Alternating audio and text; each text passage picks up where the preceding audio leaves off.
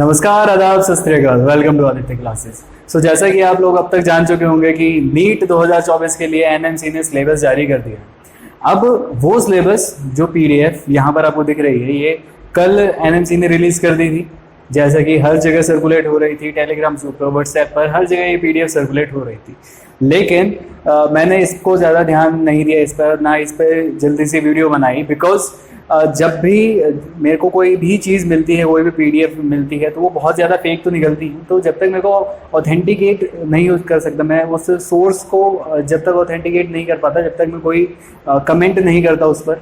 जितने भी बच्चे मेरे पास ऑफलाइन पढ़ने भी आते हैं वो भी कह रहे थे, बट मैंने किसी को भी कंफर्मेशन जब तक नहीं बताया कि ये सही है या नहीं है, या मेरी क्या राय है उसके ऊपर, जब तक मेरे को ये कंफर्म नहीं हुआ कि ये सोर्स सही है या नहीं। अगर मैं आपको दिखाऊं तो यहाँ पर मैंने एनएमसी की वेबसाइट से ये वाला सिलेबस डाउनलोड किया था। ओके, अभी थोड़ा इंटरनेट का पंगा है, बट एनएमसी की वेबसाइट से जो आपको यहाँ पर लिंक दिख रहा है, यहाँ से मैंने पूरी ये वाली पीडीएफ डाउनलोड करी थी।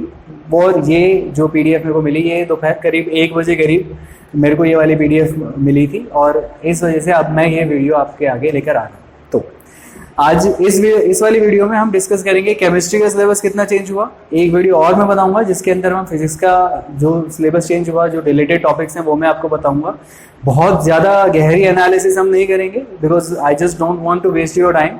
आपका ज़्यादा टाइम पढ़ाई लिखाई में जाना चाहिए, अभी ऐसे ज़बरदस्त में वीडियो देखने के लिए नहीं। तो जस्ट ऐसे ब्रीफली हम पूरा सिलेबस डिस्कस करते हैं कि कितना कितना उसके अंदर डिलीट हुआ और कितना नहीं हुआ।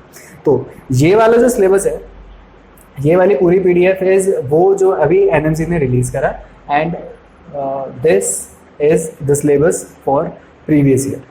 अब यहाँ से अगर आप देखो तो यहाँ पर पूरे सिलेबस के अंदर this is basic concept of chemistry and the structure of atom. यहाँ पर सारी चीज़ें same to same, classification elements, यहाँ पर सेम टू सेम सारी चीज़ें। Structure of atoms, structure of atoms, atomic structure के अंदर सारी चीज़ें, कहीं पर भी कुछ डिलीट नहीं हुआ।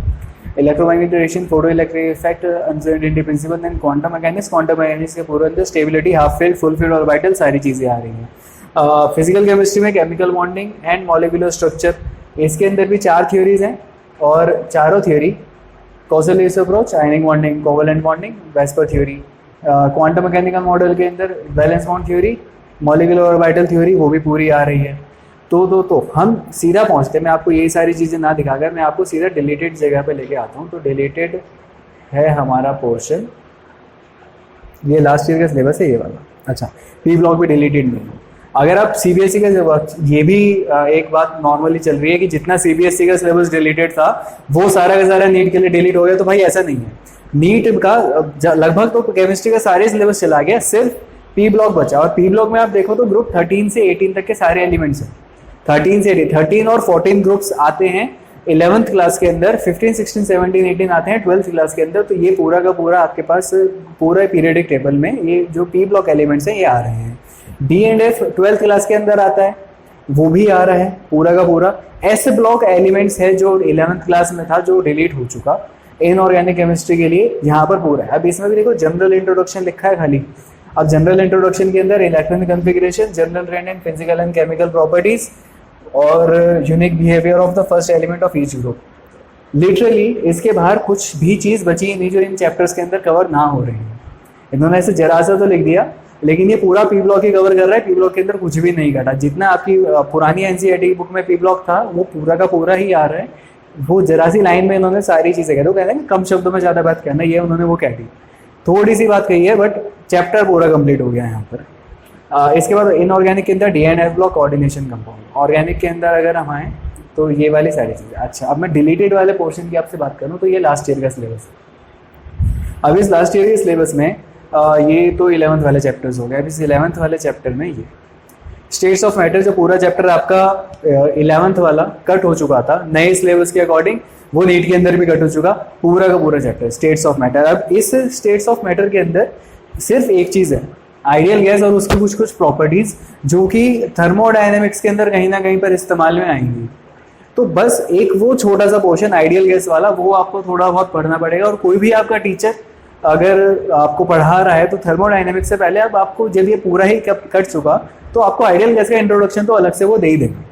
तो सिर्फ ये पूरा चैप्टर पूरा कर चुका है, इसमें कुछ नहीं। थर्मोडायनेमिक्स में आइडियल गैस जहाँ जहाँ इस्तेमाल होगी वो उतना उसमें कवर हो जाएगा, कोई एक्स्ट्रा चीज़ आपको यहाँ से नहीं पढ़नी। एक चैप्टर ये कट हुआ आपका। एंड देन आगे बढ़ें तो हाइड्रोजन एस ब्लॉक एलिमेंट, जैसे मैंने कहा भी एस ब्लॉक एलिमेंट्स पूरा कट हो गया, हाइड्रोजन पूरा कट हो गया। ऐसा इसमें कोई बहुत खुशी वाली चीज़ नहीं है कि आपका सिलेबस रिड्यूस हुआ है, क्योंकि सिलेबस में से वो चीज़ें रिड्यूस करी गई हैं। सीबीएसई ने भी वही करा था और एनएमसी ने भी वही करा है जो आसान था। ये वाले चैप्टर जो कट हुए हैं ना, ये ऐसे थे कि इनसे 1 या 2 क्वेश्चंस पक्का आते थे, और ये वाला बहुत स्कोरिंग सब्जेक्ट था। हाइड्रोजन बहुत छोटा चैप्टर था, बहुत छोटा चैप्टर था, और एस ब्लॉक भी सिर्फ 2 ग्रुप हैं इसके अंदर, वो भी बहुत छोटा चैप्टर था, बट कट गया तो कुछ आएगा ही नहीं इसके अंदर से। और आपको चैप्टर्स बताऊं तो मैं यहाँ पर ये पी ब्लॉक पूरा आ रहा है। ऑर्गेनिक केमिस्ट्री में GOC, hydrocarbon and environmental chemistry. Class 11 का लास्ट चैप्टर एनवायरमेंटल केमिस्ट्री, एक क्वेश्चन हमेशा ही आता था लेकिन डिलीट हो गया, और बहुत आसान चैप्टर, मतलब ऐसे निहायत ही आसान चैप्टर। तो ये तो आपके साथ मजाक ही हुआ है, बस ऐसा कुछ डिलीट नहीं हुआ, सिलेबस आपके साथ मजाक हुआ है सिलेबस डिलीशन के नाम पर। आगे बढ़े तो 12th क्लास में सॉलिड स्टेट पूरा कर चुका, और इसके बाद सरफेस केमिस्ट्री। सॉलिड स्टेट बहुत आसान चैप्टर, फिजिकल केमिस्ट्री के अंदर बहुत आसान चैप्टर। सरफेस केमिस्ट्री अगेन पूरा थ्योरेटिकल, बड़ा चैप्टर था काफ़ी, सरफेस केमिस्ट्री का बहुत बड़ा चैप्टर था, पूरा थ्योरी से भरा हुआ था, याद करने को बहुत सारी चीज़ें थी, लेकिन कुछ ऐसा नहीं था कि आपको उसका रट्टा ही लगाना पड़ेगा तो आपको समझ आएगा। बहुत आसान चैप्टर था, आसानी से याद हो जाता था, बड़ा था लेकिन it was easy to memorise, बहुत आसान। यही चैप्टर कटा तो मेरे को बहुत अच्छा लगा कि मेरे को ये पढ़ाना भी नहीं पड़ेगा अब, बिकॉज मेटलर्जी बहुत बोरिंग चैप्टर और बहुत बकवास।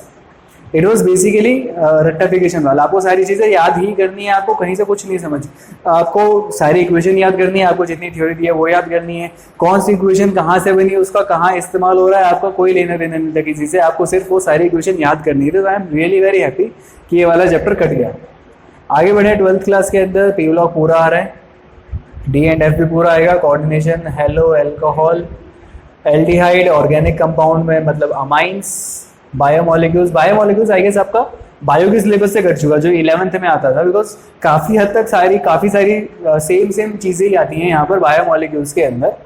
तो ये मेरे ख्याल से आपके 11th बायोलॉजी में कट गया, बट यहाँ पर 12th केमिस्ट्री में आता है, तो ये वाला चैप्टर आपका आएगा। एंड देन अगेन 2 सबसे easy chapters, polymers and chemistry and everyday life, जो 2 काफ़ी ईजी चैप्टर, आप कह सकते हो कि एक या 2 क्वेश्चन से हमेशा आते थे। पॉलीमर से तो कभी कभी 2 क्वेश्चन भी आ जाते थे एक साल में, बट इसका अंत हो चुका है अब ये नहीं बचा आपके सिलेबस में। तो ये वाले चैप्टर से जो डिलीट हो चुके हैं, ये वाले चैप्टर आपका जो नया वाला सिलेबस आया है यहाँ पर, इसमें कहीं पर भी प्रेजेंट नहीं है, आपके ये वाले चैप्टर्स कट हो चुके हैं। इसमें कुछ चीज़ें हैं, जैसे पी ब्लॉक मैंने आपको बताया वो आ रहा है। अच्छा, एक ये चीज़ है कार्बोक्सिलिक एसिड में acidic strength and factor affecting है। अब कार्बोक्सिलिक एसिड के अंदर सिर्फ स्ट्रेंथ और फैक्टर्स कौन से इस एसिडिक स्ट्रेंथ को अफेक्ट करते हैं वो आ रहा है। इसके अंदर इसके रिएक्शंस के बारे में कुछ नहीं लिखा हुआ, जैसे यहाँ पर पूरा एल्डिहाइड और कीटोन की डिटेल दे रखी है कि रिएक्शंस में आपको कौन से रिएक्शंस एग्जैक्टली करने हैं। कार्बोक्सिलिक एसिड के अंदर ना वो वाली डिटेल नहीं दी गई। ये एक थोड़ा पॉइंट है जो सोचने लायक है कि if you want to skip something, आप ये वाली चीज़ पे रिस्क ले सकते हो। I will say this as risk because confirm नहीं कह सकते हम अभी भी कि इससे क्वेश्चन नहीं आएगा, एनटीए एनएमसी का भरोसा नहीं है कि क्या होगा, बट यहाँ पर नहीं दे रखा। तो आप अगर चाहो कि मेरे को कुछ छोड़ना ही है, मैं सारी चीज़ें नहीं कर सकता, तो आप इसको छोड़ सकते हो भाई। आप यहाँ पर ये नहीं मेंशन कर रखा, तो आप कार्बोक्सिलिक एसिड के रिएक्शन से उसकी कुछ प्रॉपर्टीज़ को आप यहाँ पर छोड़ सकते हो। आगे बढ़े तो इसके अंदर आई गेस और कुछ नहीं है। This is it for chemistry. हाँ, एक पी ब्लॉक एलिमेंट इसके अंदर एडिशनल था, एंड देखिए सरकारी काम है ना, पीडीएफ भी उन्होंने टेडी भेज रखी है। तो that's it, yes that's it. आपका इतना सिलेबस है जो मैंने आपको इस वाली पीडीएफ से दिखाया। ये सारे चैप्टर्स आपके डिलीटेड हैं। आपको ये वाली पूरी पीडीएफ सेकंड वाली आपको टेलीग्राम चैनल पे मिल जाएगी। बाकी आपको देखने की ज़्यादा जरूरत है नहीं, मैं एक शॉर्ट वीडियो रिकॉर्ड कर दूंगा जस्ट सो दैट आपको डिलीटेड चैप्टर्स के नाम बता दूँ। बस केमिस्ट्री के अंदर सिर्फ आप ये देखो चैप्टर कौन से डिलीटेड है, ये आपको नहीं पढ़ने। इस चीज़ से ये मत सोचना कि आपके चैप्टर डिलीट हो गए तो आपको ये बिल्कुल नहीं पढ़ने और आपका जो पेपर चल रहा था वही आएगा। ये चीज़ ध्यान रखो कि अगर चैप्टर्स डिलीट हुए हैं आपके तो दिक्कत आपकी तरफ ही बढ़ेगी। पहले टोटल 97 चैप्टर्स थे, अब 79 चैप्टर्स हो गए। पहले पेपर सेट करने वालों को 97 चैप्टर्स में से 180 क्वेश्चंस निकालने थे, अब उनको 79 में से 180 क्वेश्चंस निकालने। उनके पास नंबर ऑफ चैप्टर्स जब कम हुए हैं तो वो अब जो रिमेनिंग चैप्टर्स है ना उसके अंदर से ही और क्वेश्चंस बनाएंगे। तो मतलब जो क्वेश्चन का लेवल था वो थोड़ा बहुत बढ़ने के लिए आप एक्सपेक्ट उसको कर सकते हो कि वो थोड़ा बहुत बढ़ेगा ही बढ़ेगा।